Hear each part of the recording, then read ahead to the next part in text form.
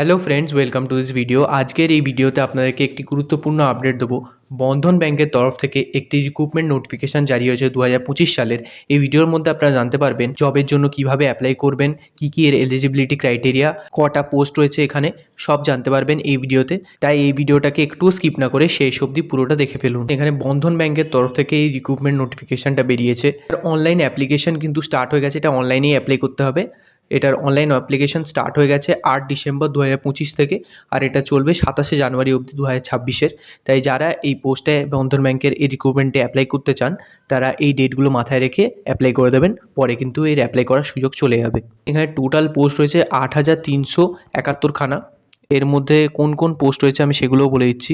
প্রথমে রয়েছে customer care executive, তারপরের পোস্ট হচ্ছে সেলস ম্যানেজার, ক্লাস্টার হেড রয়েছে, তারপরে executive assistant, loan officer, branch banking officer, business development executive, তারপরে হচ্ছে অফিস অ্যাসিস্ট্যান্ট, তারপরে office boy, collection executive, door banking officer, bank clerk, data analyst, field executive, business manager, phone banking officer, assistant manager, recovery officer, credit executive. এই পোস্টগুলো যেগুলো বললাম এই সব কটার কিন্তু ভ্যাকেন্সি চলছে। আপনারা আপনাদের ইচ্ছা অনুযায়ী এই পোস্টগুলোতে অ্যাপ্লাই করতে পারেন। এলিজিবিলিটি ক্রাইটেরিয়া নিয়ে একটু কথা বলে নিই।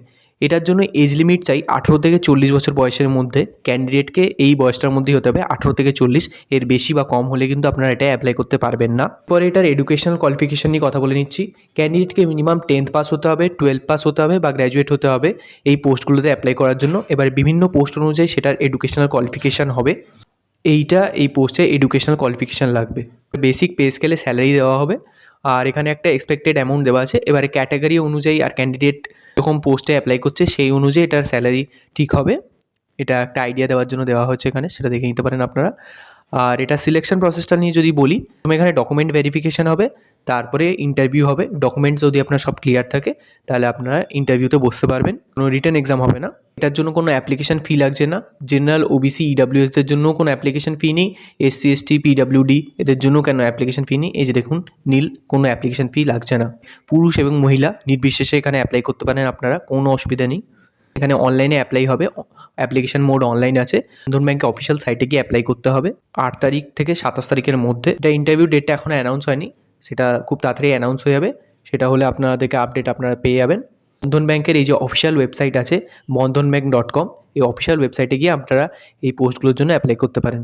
বন্ধন ব্যাংকের তরফ থেকে বের করা রিক্রুটমেন্ট নোটিফিকেশান নিয়ে যদি আরও কারোর কোনো ডাউট থেকে থাকে তাহলে আপনারা এই ভিডিওর কমেন্ট সেকশানে জানাতে পারেন।